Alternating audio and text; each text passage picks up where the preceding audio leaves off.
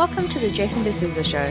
Join us as we explore the evolving urban landscape, uncovering the trends, stories, and innovations shaping our cities. Thanks for watching and enjoy today's episode. Rob Stokes, welcome to the podcast. Thanks for having me. Well, it's funny, podcasts are hilarious. Often the conversation beforehand can sometimes be more interesting. No one's going to see that. No one's going to see that. I'm just kidding. No one's going to see that. How are you? I'm really well. Yeah? No, It's great to have you here. Yeah, that's great to be here. And it's weather's warming up, summer's ahead. Isn't it just great? Yeah. We had a really cold winter. It was felt- brutal. And you know when you have you're here and it's grey and it's a little bit wet, and you sort of think, my goodness, this is what it's like to live in the UK. Yeah, and it makes sense why everyone over there is depressed all the time. It certainly affects my mood. Yeah, It yeah. does. It affects. I literally don't feel particularly warm about anything. I don't think we're going to get much sympathy from people who live in China or Europe or True. places where it can get properly cold. But True. nevertheless, it felt cold for us. Well, look, hey, so much to talk about. I wanted to sort of delve into a bunch of I guess, social issues that you and I love to talk about, and that I think are really interesting. But before I get into it, how long has it been since you've been a retired politician now? So retired from politics at the end of I think it was the 57th Parliament, was that right? Oh, so right. in March last year. So, well, okay. And how are you feeling? Yeah, great. Yeah, you look good. Yeah, thank you. No, it's great being out. It was the right time to go. It was really actually quite lovely to see Dom Perrottet give his valedictory speech, which I felt was really sort of an elegant closing of the book on the government. He was able to just speak for all of us in terms of the final page being written, and then the metro opened, and it's sort of, okay, well, that period of government has come to an end. We're still going to see a lot more projects come out from that period of government. But I think now it's very clear that time, that chapter is closed. Oh, it's a very special time, though, in New South Wales' history, I think, where you had that much infrastructure planned and executed in such a short space of time. Really, 12 years in an infrastructure sense is not particularly long. Yeah. And and to think that I remember receiving the state infrastructure strategy, the first one. And that highlighted the Northwest. It highlighted the under Harbour connection that just opened for Northwest. It for the metro. It highlighted West Connects, which is now complete. Yeah. Right. North Connects, which the first sort of really big unsolicited proposal. These are things that if you think back to 2011, I never imagined they'd be done. It's interesting because I think actually one of the things that we learned through the time was, on the first couple of projects, the public service didn't really know what it was doing yet. Oh, it's true. Because it didn't have the capacity. So it had to develop the capacity, and it became really good at it. But one thing that I hope the current government recognise and future governments learn from our period is you've got to have a plan. And you've got to have a plan of A, what you want to do, and B, how you're going to pay for it. And then you've got to go out and get the social licence to do those things. But I guess, things like Metro doesn't just happen. And we were just chatting before, people like, Gladys Berejiklian had a determined vision to get that done. Yeah. And a bit like, we like eating sausages, but we don't like seeing how they're made. That was a very tortured process. And it makes it look easy now that you can just jump on and look at this amazing engineering feat. But it was a result of a lot of hard work, a lot of planning, and also a lot of pain in making the difficult budget decisions to create the headroom to allow us to create an infrastructure pipeline. But there's also a belief in a vision, which I think politics is so underrated for, right? I mean, in the case of Gladys Berejiklian, she firmly believed in this, in the second harbour crossing for rail. And she fought for it and fought for it and fought for it. And people were sort of concerned about the cost, right? And everything was about the cost. And I think people will look back, 10 years from now and say, what was the concern about? Well, of course we needed this project. I remember when the motorways were being planned, West Connects, why do we need this? I'm like, well, most countries finished their motorway networks in the 1950s. Why are we still trying to complete this one? And the irony was, literally the projects we were doing were all marked in the 40s. Yeah. Even the Second Harbour Crossing, West Connects, North Connects, they were all there. They just hadn't been done. They hadn't been done. Yeah. And I think that foresight and vision and drive of political leaders is more important than ever before in terms of getting stuff done. I do think, though, also in infrastructure, one of the things that we are progressively learning and need to do more is recognise that the nature of our infrastructure needs are changing. One of the things that we did was recalibrate away from just everything being a road project to the preponderance of money being spent on public transport projects and rail, and even toward the end of the government, things like pedestrian paths and bike paths and all those sorts of things. Active transport. Yes. To recognise that the bigger, I guess the big road projects, while necessary, there is a skew away from everything being road-based transport now. And, interestingly, if we're going to get the sort of housing outcomes that governments are saying we need, if we don't move away from private motor vehicles, we will make our cities congested hellholes. Right, entirely correct. So we don't have a choice anymore. We're going to have to build metros and bike lanes and pedestrian pathways and busways and all those sorts of infrastructure. Private motor cars just aren't going to cut it. They're a wonderful servant, but a terrible master. And we have planned our cities in the past so that you don't have a choice. You have to be dependent on motor vehicles.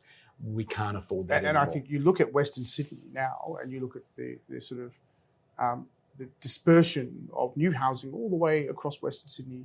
No public transport links yet. Metro is going to do it. Is that your phone? That is my phone. We're talking about Western Sydney, right? And the housing density, I think, is great in the sense that we like people, we like population, but we just haven't really followed it with infrastructure fast enough. And I think Western Sydney Metro is an important project for that.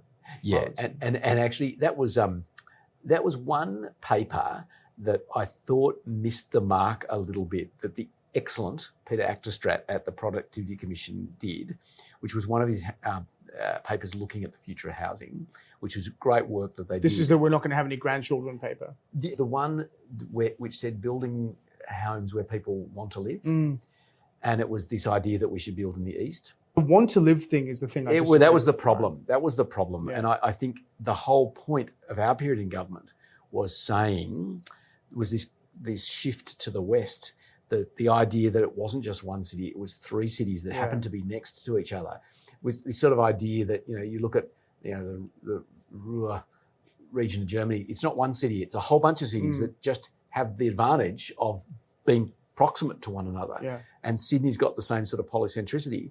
And you don't just have jobs in the east and dormitory suburbs marching out toward the foothills of the Blue Mountains. Yeah. That instead there's opportunities wherever you live. And that was why this tremendous fight that everyone's forgotten about now about the Powerhouse Museum being at Parramatta. Yes, they've forgotten about it. Now Lend-Lease is building that, by the way. Well, the point was sort of missed, which is why shouldn't the centre of Sydney have a major cultural institution? And frankly, they should. That's something that government should prioritise. So all of this was about trying to create opportunities. And, the wonderful Barney Glover at Western Sydney University, this idea of creating university campuses in the West so that people didn't have to get on radial infrastructure and march into the CBD. And, that was a fundamental objective. So I was a little bit disheartened to see this idea that, no, everyone wants to live in the East, so let's just create more housing in the East. Of course we need more housing in the East, but we've also got to recognise that for a whole bunch of really good reasons, people choose to live in different parts of the city. Let's bring the opportunities to them rather than forcing them to come to the opportunities. And I think the beauty of a city is in its differentiation of its sub-cities, if we want to use that term, right? So I look at Sydney and you can see the cultural differences in Chatswood versus St Leonard's versus North Sydney versus the Sutherland Shire versus Lakemba. There are clear community and cultural differences, and that's what makes the city a wonderful place. And the older it gets, the more the more varied it will become, and the more we need to celebrate it And again, during the pandemic, I think it really showed. The pandemic was a terrible time, but a useful time in exposing cracks that were there beforehand. Yeah. And one of the things that I think you saw the experience of Sydney versus Melbourne.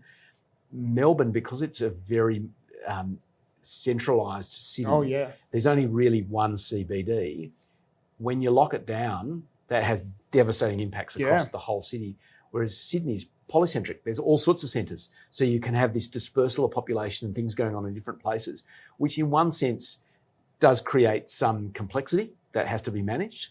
But there's a real strength in the fact that it's got all these different bits, and we should celebrate that and strengthen it and reinforce it, and not try and encourage all the investment in one part. But in essence, that is really the thesis behind suburban rail loop, right? Yes, yeah. The idea that, okay, well, Melbourne is very centralised in what is a great CBD, I've got to say, but the rest of Melbourne is really, it doesn't have centres, right? Like people always talk about the Chadstone shopping centre as a landmark, and I always thought that was concern, right? Yeah, that's right. As a landmark. No offence to the Chadstone shopping centre, but the whole thesis behind the suburban rail loop is to sort of create what we have in this city and what other cities have, which I think is really, it's a good segue to sort of housing, right? So it's one of the reasons why I really wanted to have you on, Rob, because you've been an advocate for addressing the sort of serious challenge we have on housing in Australia. I worry, as many of the people I talk to, that the fact that Sydney and Melbourne are in the top 5 most expensive cities in the world, which is not a place that we want to be. I worry that it now takes double the amount of time to afford a 20% deposit than it did just 8 years ago, right? For young people. And people like me and others talk about, well, how do our kids get into home ownership? Is that even a thing anymore?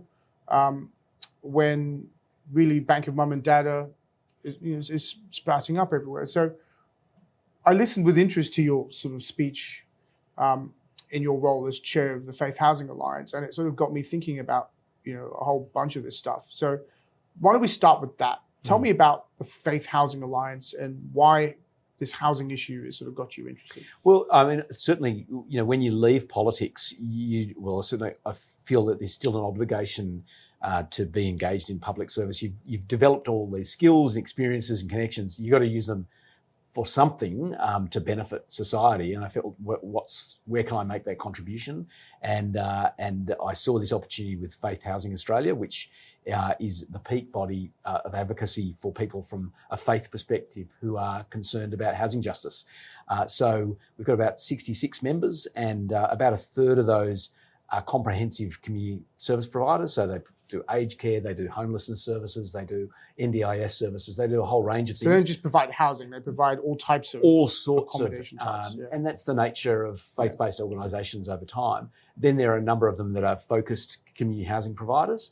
And then there are a number of them who are consultants who work with, architects and so forth, who work specifically with faith groups doing their housing developments and those sorts of things. And then there are a few individual members who are just concerned parishioners who actually just think, well, what can I do as an individual to advocate for housing justice? So, because part of what we do is actually just advocating for housing justice more broadly. What do we define as housing justice? Is access to a safe and decent and affordable home for everybody. It's a hackneyed phrase, but it's worth saying again. Housing is a recognised human right. And in a civilised, wealthy, global north country like Australia, it should be a common entitlement for everyone to not just a house. And we make this point, it's about a home that is the community and the support and a sense of connection that goes with providing a security of domicile. Because once you've got that, then you can start to worry about the other things, and you can also start to give back to a community and form a stronger community. So it's a bedrock of everything. And with my old political hat on, as a liberal, Robert Menzies got this when he talked about the centrality of his philosophy was about the home. Home's human, home's material and home's spiritual. This idea that every Australian yearns for home. That's fundamentally what got me into it. So are we getting it wrong? Yep. Okay, so let's talk about why. I mean, we're also dealing with an acute crisis, and there are some things that are just going to have that are just going to take time to work through. It's interesting. One of the things we learnt about the pandemic is we've all forgotten that there was a pandemic. We're looking around and saying, now, why did all these terrible things happen? There was a reason. When you block supply chains, when you disrupt markets, when you disrupt flows of information, of people, of goods, it'll have a consequence. And in the housing markets, it's had a dramatic consequence, and it exposed underlying problems and weaknesses that we had anyway, but it made them a lot worse than they would otherwise be. I think in retrospect, what we did in relation to immigration was maybe the right thing, but certainly at the wrong time. In retrospect, the fact that we had a complete collapse in migration for a couple of years actually provided a breathing space in terms of getting infrastructure, completing some of the big projects that would enable big increases in population in the future. But we felt for some reason that we needed to make up for lost ground. So in doubling and tripling numbers of people coming into the country in a short period of time, it's just we're not able to build houses that quick. And in any event, we weren't building the houses because of the material shortages that happened during the pandemic. So we actually just made a problem a lot worse. And once you've made a problem like that worse, it takes many years to actually catch up. So we have the lowest housing starts in 12 years. That's right. So, and I look back at our period in government over that 12 years, New South Wales population grew by a little over 1 million. During that period, the market built more than 500,000 new homes, and the average household size is 2.6. So on those numbers over time, we should have basically provided what the market needed. But of course, markets don't work like that. They're patchy, and often you get the supply at the same time as demand starts to drop off. That's sort of how it works. And this is what worries me a little bit about this idea that supply is going to solve it all, because yes, of course it will, but it doesn't work that way, because once supply works to the point that it starts bringing down prices, people will stop building, and banks will stop lending if the value of the securities starts to go down. So it'll level itself out. Once the problem starts to solve itself, it'll stop being solved. That's the nature of markets. So you advocating a demand management? You've got to do everything. You've got to build more houses. I think you've got to have a pipeline of supply. And you have to think over time, temporally as well as spatially. Everyone's worried about, there are more houses over here or here. It's actually the temporal pipeline that's important. What's going to happen into the future? And the challenge we've got there, and this is where migration comes into play, is I remember as a state planning minister, I didn't know how many people I was planning for. No, because it's a federal issue, right? That's right. And my view is it's not my job is to determine what the number is, but please tell me what it is so we can plan for it. And we had population projections, but all they told us was they were always wrong. And I suspect the federal government itself didn't really know, didn't really have control of what was going on in relation to migration policy. It's interesting observing now the villain of the piece is supposed to be international students, and if we cut down on international student numbers, that'll deal with a housing crisis. I thought that was very interesting that became the big issue. Well, it's not. That's not causing housing price increases in any substantial way. Ironically, it's when we're importing people with capital that does have an impact. So some of the migration streams are, yes, you can come in if you bring a certain amount of capital with high you. Net worth. And what are you going to buy? You're going to buy a house. So which is a perfectly rational thing to do. But that's where, if there is an impact on the housing market, that's where it is. But we're not proposing to do anything in relation to that, because that's bringing a lot of capital into the country. And the interesting thing is, today must be housing day, because I've had quite a few conversations about. Every day's housing day at the moment. Well, I think that's right. I think that's right. And I met with somebody earlier today who is involved in the whole Housing Australia fund. Yeah. She's a very accomplished and senior investment professional, and she was saying, well, what is the role of government? Well, where does it intervene? So I've got this money, it's 10 billion or whatever. Where does it intervene? Because you don't want to intervene when the market's doing what it's supposed to do. You don't want to just crowd out the private sector because that you don't get any additional housing then, right? So, and then I sort of asked, well, and also what is affordability? So something that's not affordable in Sydney is quite different to something that's not affordable in South Australia or Adelaide, right? Let's take Sydney. Something that's not affordable in the eastern suburbs is different to Parramatta, right? And so what is affordability? Who are we appealing to? What problem are we trying to solve? Well, that's where public policy should start. What's the problem? And then, propose solutions, and then, argue against them, test alternatives. So that's the question I'm asking now. That's anything really, right? And business is the same, right? What's the problem here? But so I think we all accept that there is a problem. If I was to ask you what that problem is. Well, part of it I've sort of framed up as a whole confluence of things that have all happened at the one time because of the pandemic. So there are a whole series of problems that have hit all at once. So that's the first thing. That's the nature of crisis. And a lot of things have gone wrong at once. But then there's different elements of problems for different people. There's a housing affordability issue. You framed it in terms of children and grandchildren. Where are they going to live? And that's one of the problems. So that's a private market problem, or private for purchase market problem. But then there's the impact that's had on rental security for people as well. And then there's the fundamental problem of the social housing waiting list, which is getting longer.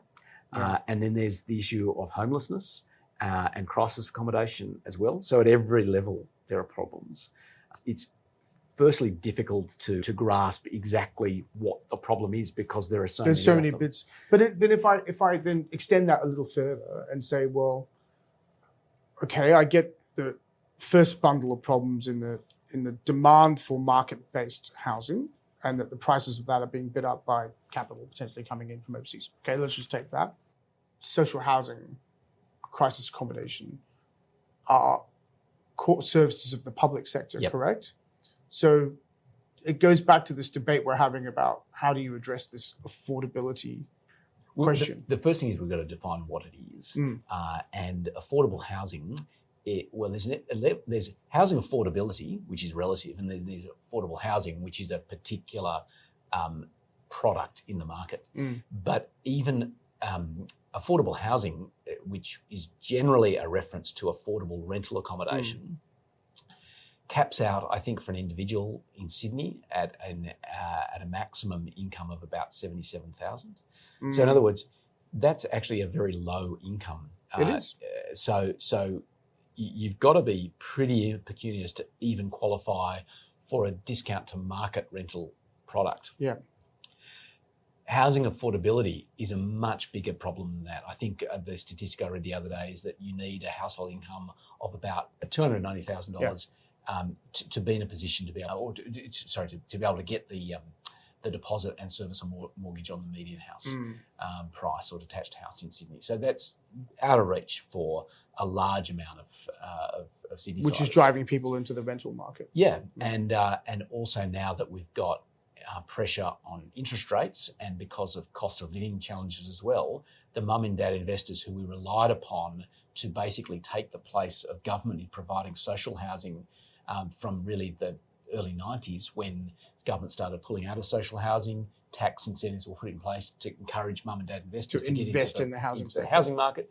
And that worked quite well, actually, for a long period of time, that effectively government outsourced to the private sector the social housing challenge. And they did that via negative gearing, right? Via negative gearing, via the capital gains discount. And so there were incentives provided to investors to deal with a general social challenge.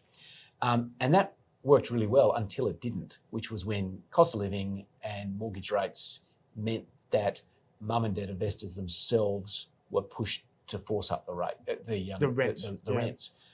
So that's why it's such an exquisite problem. So I think there has been a level of nervousness by government to look at the capital gains tax discount together with negative gearing, because they're worried that, well, look, if we play around with that, we'll scare mum and dad investors away from the market, and we will have a deficit of affordable rental accommodation. My answer to that is we already have a deficit of affordable rental accommodation, and that is also causing another problem, which is mum and dad investors are competing against first home buyers to get the properties that are available. So not only can people not afford to rent, but they can't afford to buy their first home either. And tax policy is now driving that.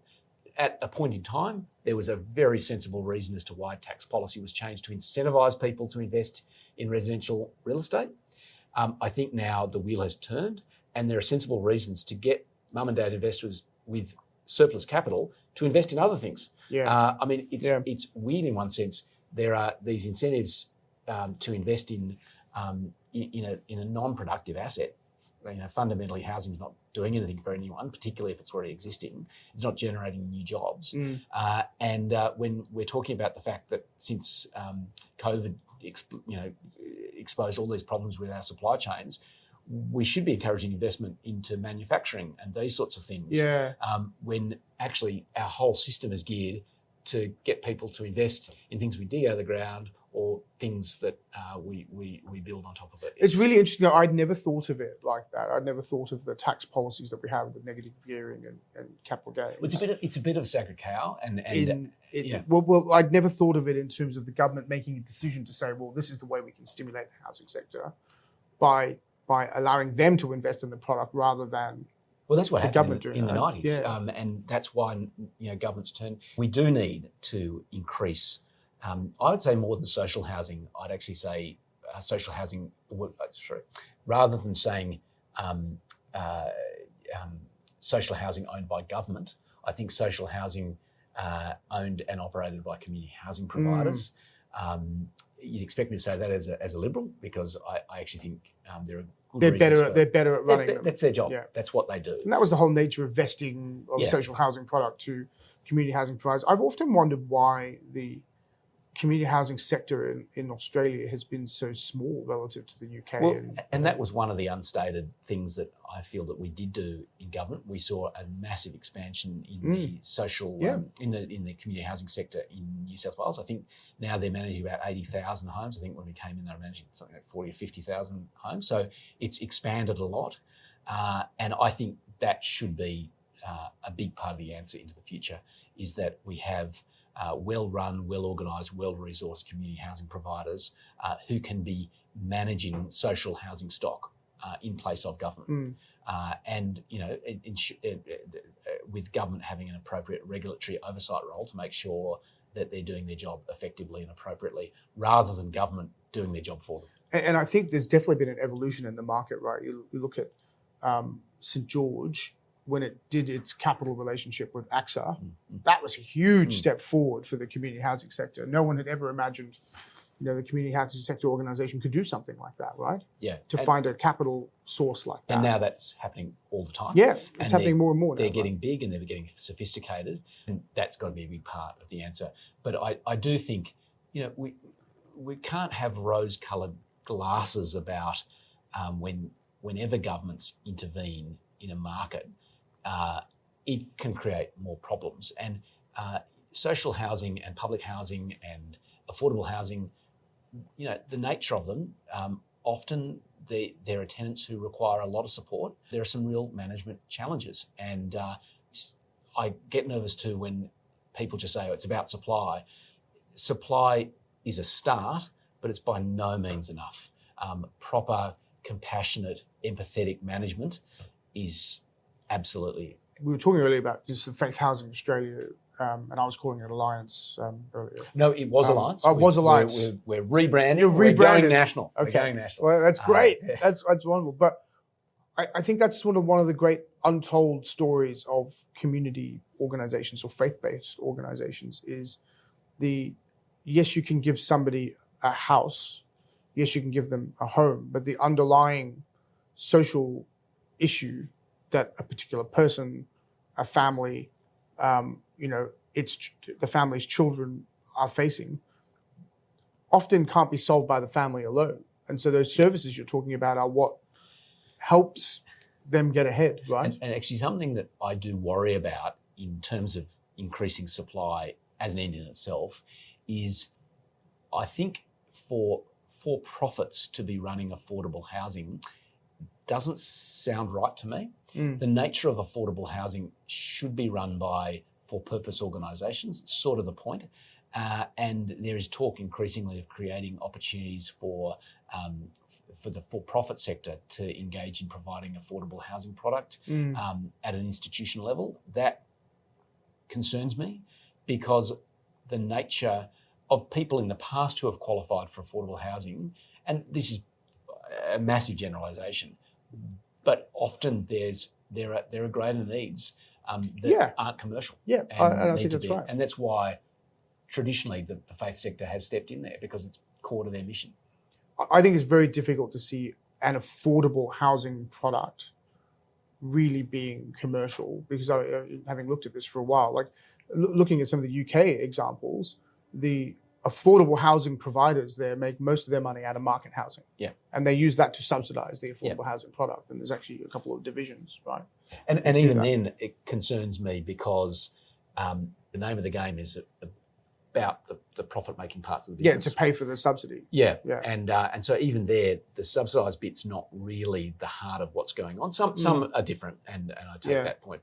But that's why, again, the community housing sector, and that's why the faith sector has had such a big historical part. The first sort of affordable housing, for want of a better word, in Australia post colonisation was the Wesley Mission in the middle of Sydney, where they built some tents out the back for itinerant workers. Yeah, so right. I think it was back in 1814. So there's been there a you long go. history of church groups and other faith groups doing it. And I should make the point that it's faith housing. So obviously it started, not obviously, but the history was with Christian denominations, but we've now got Muslim and Jewish members. Yeah, I was really intrigued by that, right? Well, because it's faith housing. Yeah, right? and there's a shared mission, and it's wonderful where faith groups, there's plenty of stuff that is disagreed on, but this is a shared mission, and where there are things that you can do together, that's exciting when faiths can work together, and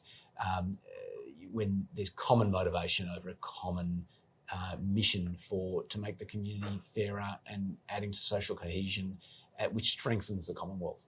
I totally agree. And one thing that the pandemic, I was reflecting on it when we were speaking about it earlier, I think it tested the Commonwealth, and there was that terrible moment, where a state leader came out and said her particular state's hospitals were for her people versus another state's people. I'm thinking, my goodness, this is Australia. Really? We're going to behave like this? For me, that was probably the lowest point, and I think, of the pandemic. It's funny because during the pandemic and reflecting on my time in politics, I learned something profound about the nature of freedom. We all focus on sort of securing our freedom, but not using it to do. And freedom is a doing thing. Something, it doesn't fight for itself. You have to keep working at it. And so to build social cohesion by providing homes for people to make them free also secures freedom for everybody. It's part of the whole point of living together in a community, and that's the whole sovereign citizen movement. That breaks apart that society. whole concept, that's why I've never really understood it. It's actually internally inconsistent. If we're all sovereign citizens, then we're all going to fight each other. It becomes Hobbesian. Yeah, we talk a lot about the difference between individualism and collectivism, right? Just because you praise individualism doesn't mean you are against society.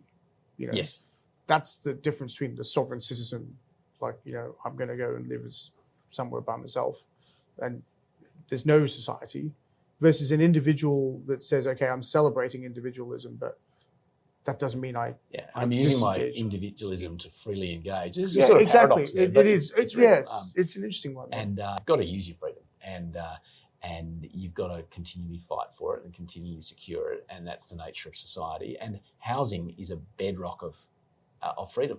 I remember going to a church to talk about the role of faith housing, and someone sort of brought up, well, why can't these people go and get jobs? Explained that, well, in many cases people do have jobs, but also explained that if you don't have a house, You can't get a you job. can't get a job. Yeah. Where are you going to wash your clothes? Where are you going to pay for the train fare to get there? Where are you going to be able to write the resume? You cannot be free. So that is why having a home is a fundamental human right, because it's also the bedrock of individualism and freedom. You cannot have those things without having a home. And I also think there's a question here around stability, right, in the home, because I have a real concern about children, right, generally. Maybe because I have young children who are rapidly not becoming young, but they're young-ish. And just looking at them and just thinking the statistics are the same, right? The children of out-of-home care that don't continue on in education after they leave out-of-home care are at a significant risk of long-term unemployment. I rattle that off all the time, and I've been probably doing it for 10 years and nothing has changed, that single parents without a job, it's highly likely that their children will also be long-term unemployed, right? Hasn't changed. 2 million people of working age on welfare. Hasn't changed in the 20 years that I've been looking at this. And I look at that, and for a country like us, which is an extraordinarily wealthy and fortunate country, there is something severely wrong in our thinking on this. And I look at the typology of housing, I look at all the things you've just said on the bedrock of housing and the stability of housing, and I look at what you're trying to do with the faith sector, and I think, well, is it because we haven't involved enough of the faith sector or the community sector in some of these public policy issues? Yeah, I think that's true. I think, and because we've seen and sold housing as the bedrock of success, people have gone out and got themselves multiple houses. And in one sense, good on them. But it seems to me, and a point that I've made before, but as a general proposition, let's have a tax system that encourages everyone who wants to buy a house to be able to buy a house. And once they have one house, then prioritise everyone else who wants to get a house before you incentivise them to go and get more houses. It just seems fairly... Yeah. And yet that's not what we do. And we allow it on the basis, well, if people own multiple houses, then they provide a subsidised opportunity for other people who can't afford a house to rent a house. But the problem with that is then they're taking houses of other people who would otherwise buy a house. And you're constantly just pushing up demand for this resource. There is actually plenty to go around. Actually, there was a statistic that I recall when I was planning minister that actually in terms of the mismatch of the current housing supply, there are enough spare bedrooms in Sydney to meet 20 years of supply. But the way in which our tax system works, it incentivises people to stay in a house long after it no longer suits their needs. Because capital gains tax free. Yeah, that's right.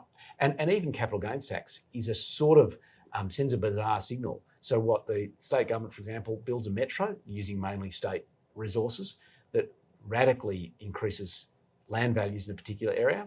When those people sell, the capital gain goes to the Commonwealth government. It takes away the incentive for the state to increase land values, other than stamp duties, which obviously they get a benefit from. But capital gains tax, the people who get the value from it are not the people who made the investment in terms of the state. Although the Commonwealth will argue that they also contributed to metro projects. Yeah, traditionally they didn't. In fact, it was only more recently than they had. You won't catch me defending the Commonwealth. But I forget what the particular sum was, but certainly in relation to the airport metro, they made a considerable investment in that one. The others not so much. No, that's true. And arguably the airport metro is the one that makes the least sense. But well, that's a whole nother discussion, right? I think it's a good segue actually. We started talking about education, and I think we go there because I worry again about where our education system is going, right? So I know NAPLAN is not the be all and end all of everything, but the recent results came out, and I thought they were somewhat concerning. You've got a situation now where children are finishing primary school still illiterate, right? Boys more likely than girls. Standards are falling. I saw an interesting thing come out in the media this morning where an education union came out and said the right to disconnect laws would be fantastic for teachers because they would no longer need to respond to parents outside of hours. I'm thinking, doesn't that say a lot about how we're approaching our system? And why is it that we are in a situation now where no one seems to worry about the fact that we've got declining education standards, or at least perceived declining education standards? Shouldn't that be something we are worried about? Well, yes, and I'm going to say something controversial here because I'm out of politics, so I can say this. You can say whatever you like. The fundamental element of our education system in New South Wales, and when you read the Education Act, which actually Terry Metherell was the minister who brought in the Education Act. He's sort of seen as notorious and a failed education minister, but it is ironic that the principal piece of legislation, no one's been able to actually change it or wanted to change it since he introduced it in 1990. So, maybe his methods were politically clunky and ineffective, but in terms of policy sense, he got it right. So tell us about the Act. What was the... It actually says fundamentally that it makes the point that parents are responsible for their child's education. It's not the role of the state to educate your child or my child or anyone's child. It's the role of the parent. And the state, of course, will assist in that process.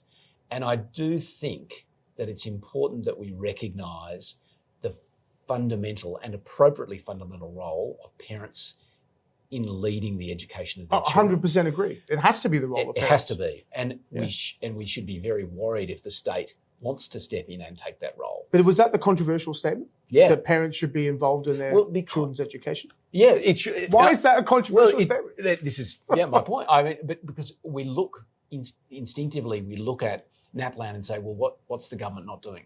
How are our teachers failing our children? And I think we're looking at the wrong people. And it's very hard to look at voters and say, vote for me when I'm telling you that you're not doing a good job as a parent. Well, that's what... But I'm not arguing, by the way, that the teachers are failing. I'm arguing that the system is failing. Something is going wrong somewhere. Yeah, and it's that that as parents, we need to look at ourselves. And it pains me to say it. And I know there are many people for whom they're not in a position to be able to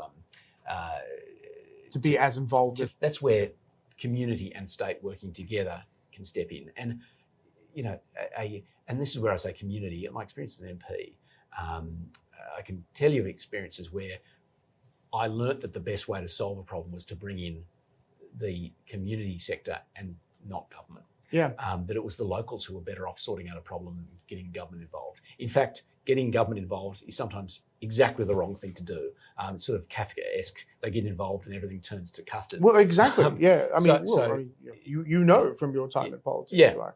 I think with education, we do need to look at our social structures and our societal structures before we start looking at the system. There are historic problems with the system. I think that we need to look at the gaps in our education system. We have a preschool education system. We have a primary school education system. We have a secondary school education system. We have a vocational education system. We have a tertiary education system. We have a postgraduate education system, and then adult education and life skills and all these. But they're all great, but there are gaps in between them. Yeah, and people fall through those gaps. And in fact, one we celebrate. We call it the gap year. We say, oh, we have a gap. Gap's not a good thing. I had a gap year. It was fantastic. Yeah. But the point is, it's about there's lost productivity and lost relationships and lost opportunity in those gaps. So if the gaps are conscious, if great, there's an opportunity to do something different with this time and you're conscious about it, that's a great thing. But if it's a gap that means you end up with a certain level of educational attainment, there's a gap, and then before you start again, you're expected to have a higher level, but there's nothing to bridge it. You're going to get left behind. Yeah. And I also, I used to get very concerned when it was, well, let's exert more control over the curriculum, and let's tell teachers what they have to teach students. And this is another controversial thing. Well, this to is the say. culture war stuff, right? Well, I came to a view, having been education minister for more than 2 years, that that there's a common entitlement to education. There's some basics which have to be transmitted didactically. They have to be learned and taught quite explicitly. And that gets you up to about the age of 9. And after that, the most important thing is to inspire a love of learning and inspire the capacity to learn independently. And to the extent this is curiosity that you were talking about earlier as well, right? And if a kid who's 12 wants to learn about spacecraft and another kid wants to learn about dinosaurs, go for it. I think the idea of scaffolding and saying, no, but you certainly need to learn this particular subject, or you need to learn about this priority, I think, why? If a kid is curious and if that learning is appropriately scaffolded and supported and they're learning to learn, that's the most important thing. But again, why is that controversial? Why is it controversial to argue that you should have basic building blocks in place so that you can use those building blocks to have intellectual curiosity? Is that what you argue? Yeah, but it is controversial. I learnt it at one point. I gave a speech where I challenged the orthodoxy of STEM. I almost get killed. I almost got killed. And my point was, well, yeah, of course, science, technology, engineering, maths are great. It sounds cool though, yeah, right? it's like, great. hey, we're definitely going to have STEM. And then people respond by saying, well, let's make it STEAM, chuck arts in there as I well. heard It's like, about well, the fine, STEAM. let's just call it education, shall we? And call it quits. And just and follow your passion, follow your interests. Sure, there's a discipline to learning, but be disciplined in learning what you want to learn. And common entitlement gets you to a certain level. A terrifying and frightening thing is the reality is if you don't have a basic understanding of mathematical principles by the age of 9, you're probably never going to pick it up. Well, this is the challenge, right? So I go back to the beginning where I don't disagree with anything that you've said in terms of the intellectual curiosity and the building blocks. But the NAPLAN results are measuring the building blocks. Yeah. That's what the whole purpose of it is. And it's showing that we're not teaching the building blocks. Is that what it's showing? Or what you tell me, right? I look at that and I go, right, if you've got a situation where children are graduating from primary school illiterate, that's not good. That disadvantaged children are being affected more than wealthy children. Yeah. That's a fundamental failure somewhere. Yes. Right? And if you look at international examples, you've got emerging economies really prioritizing education and outperforming, right? And you look at, Indian children, Chinese children, Hong Kong children, education is like at young ages, they're really pushed very hard, very hard. Are we doing something wrong? I think that's part of the answer. I think to be encouraging, I think some of the things we're doing are going to make a profound impact in relation to universal preschool education. So starting early, that's going to make a profound difference over time. Obviously, these interventions take time for them to manifest. So that's a big part of it. Well, young kids have fun at preschool. Yeah, well, it's extraordinary. Learning has to be fun. It has to be fun. And we've got well-trained teachers. And so I think those early years, I think you've answered the question. I think it's the early years that are fundamental. And I think a lot of the focus later on, we probably need to ease up a bit there and focus much more on the early years.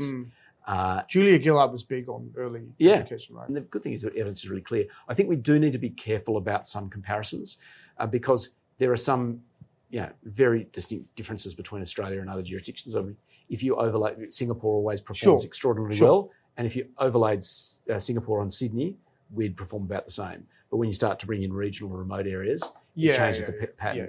Yeah. Uzbekistan or Kazakhstan was held up as an example of a jurisdiction that did much better than Australia in international PISA results.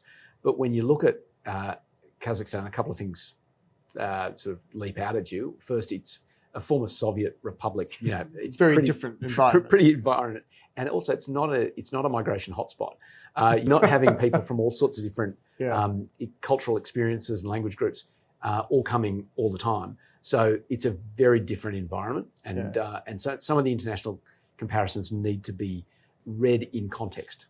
Don't we compare ourselves to the Scandies all the time? It's all the Scandinavian results. Well, and I don't know about this, but I was told when I was education minister that in Finland, for example, which was held up as a sort of a beacon, I was told that the local Indigenous people their results were not included in PISA results, and that new migrants to Finland, their results were not included. Oh, really? Yeah. So interesting.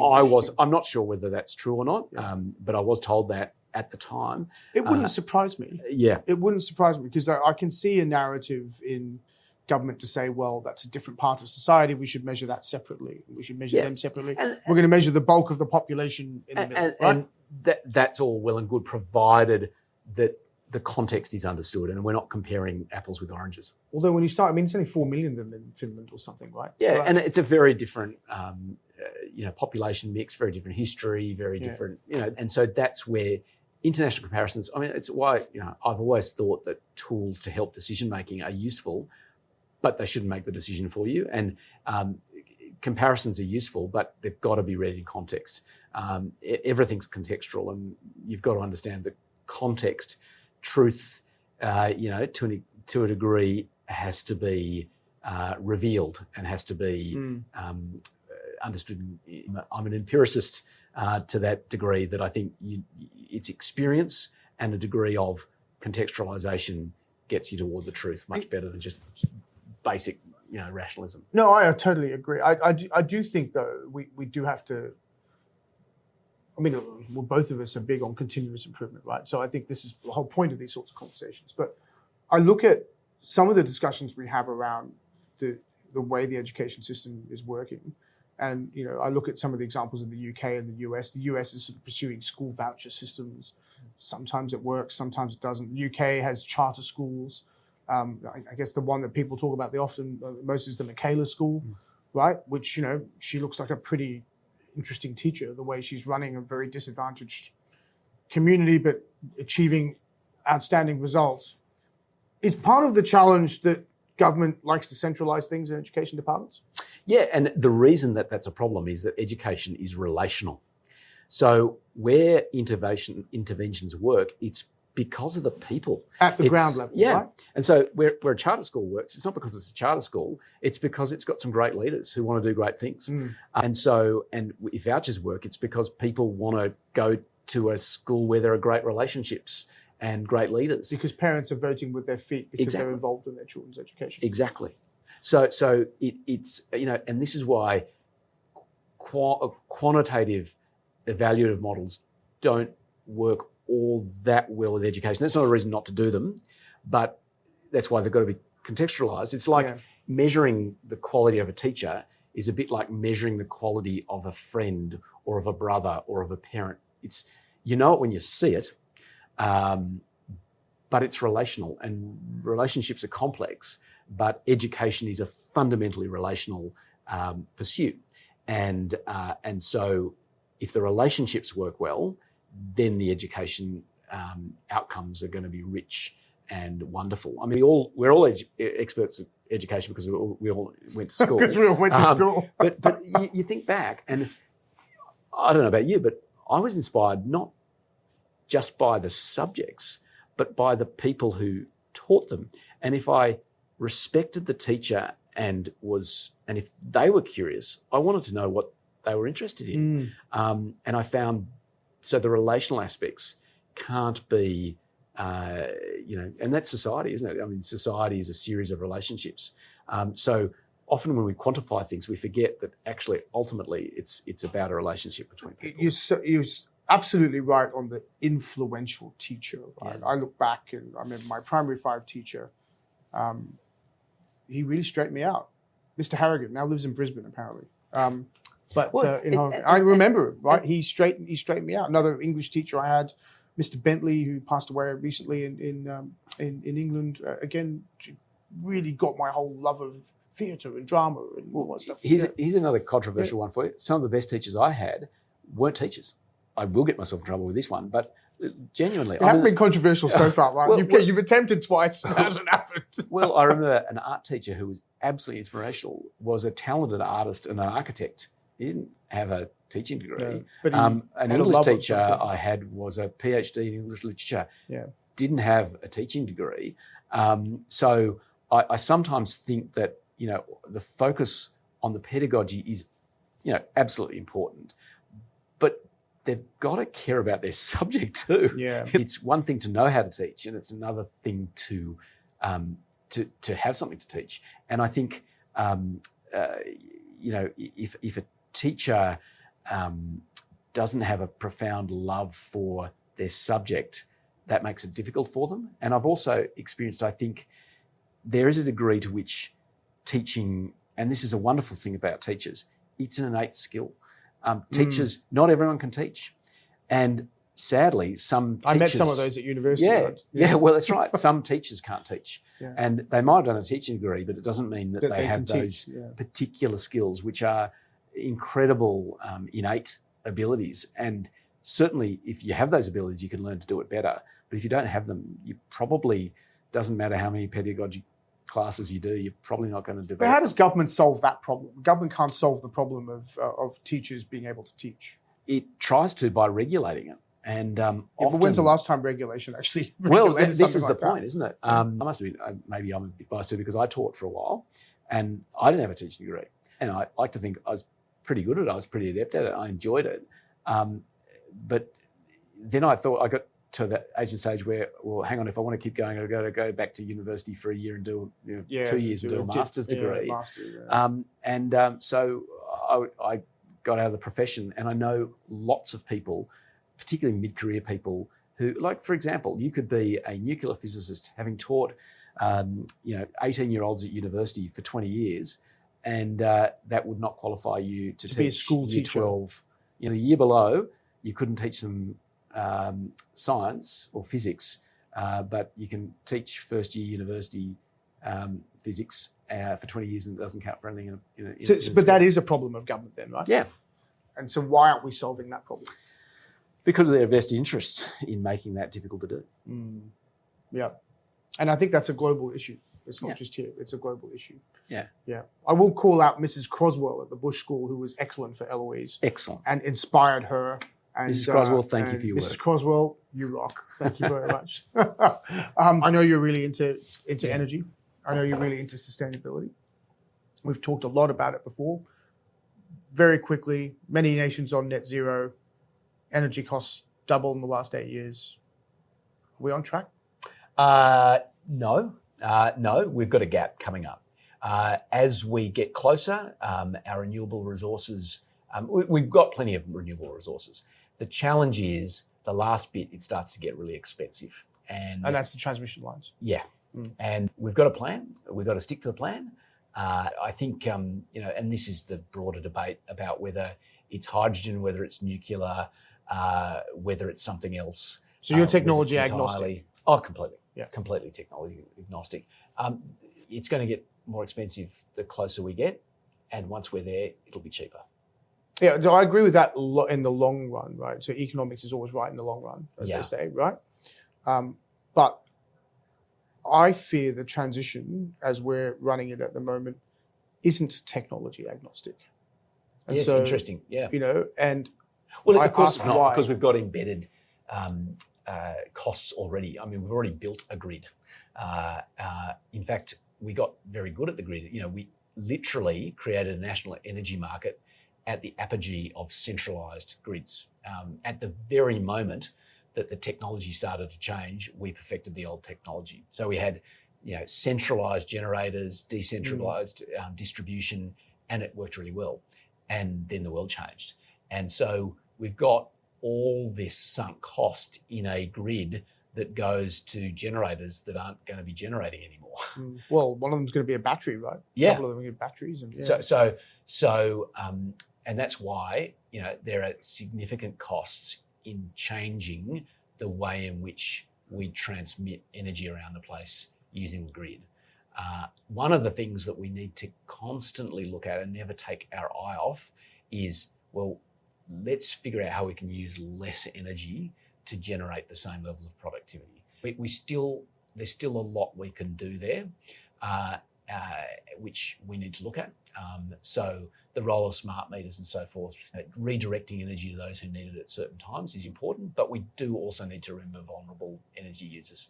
I remember hearing a terrible story of an elderly couple in Melbourne who, because of smart metering, had their power turned off at a time when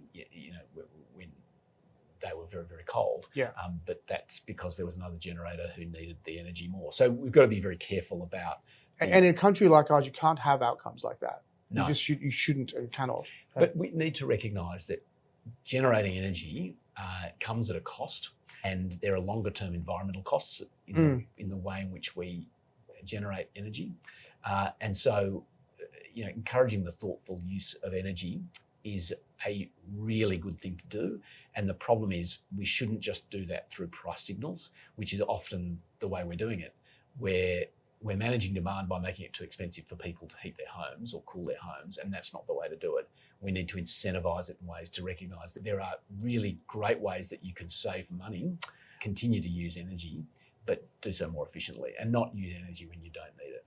And I still think, and when you look at any of the projections about how to get to a sustainable energy mix, we've got to use less energy. We've got to use less. But we're going the opposite direction at the moment. We're using more and more. Yeah. Why is nuclear not a thing in Australia? Because it was banned effectively on ideological grounds 30 years ago. Should it still be banned, do you think? No, it shouldn't. Yeah. It shouldn't be banned. And certainly, if the technology on small modular reactors is perfected and works, then it's certainly something we should look at. But we need to also recognise that there's still a lot of mining and still it involved in uranium extraction. Yeah. Absolutely. The idea that using uranium to generate electricity has no environmental cost is just not true. Producing energy costs. So let's do it efficiently and use it wisely.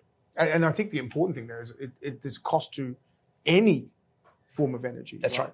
Yeah. There's a cost to a solar panel production. There's a cost to a wind farm blade. There's a cost to uranium mining. I just feel we don't have that debate in any holistic way. No, and it was. I think we're conditioned. There's a societal conditioning to think that increasing economic productivity equals increased energy use, and the two things go together. They've been decoupled for decades. This idea that you can get increased economic growth and decreasing energy use, but I still don't think. Sort of unconsciously, I don't think we think that way. I think we think the more energy we use, the wealthier we are. And so we've got to change that thinking. And we're often presented humankind as being at war with nature, forgetting that if we actually won the war, we'd find ourselves on the losing side.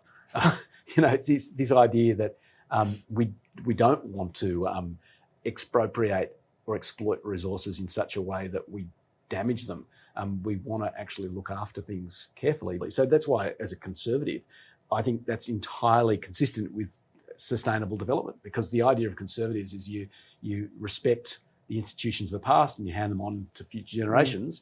That's what sustainable development is all about, respecting the resources we have, stewarding them for the interests of future generations. It's a fundamentally conservative philosophy. Hence the word conservation. Bingo. What I would say. Well, Rob, I always love talking to you. Likewise. On camera, off camera, anytime. It's always so much fun. Thanks so much for coming on the show, mate. Thanks for having me. Really appreciate it. Terrific.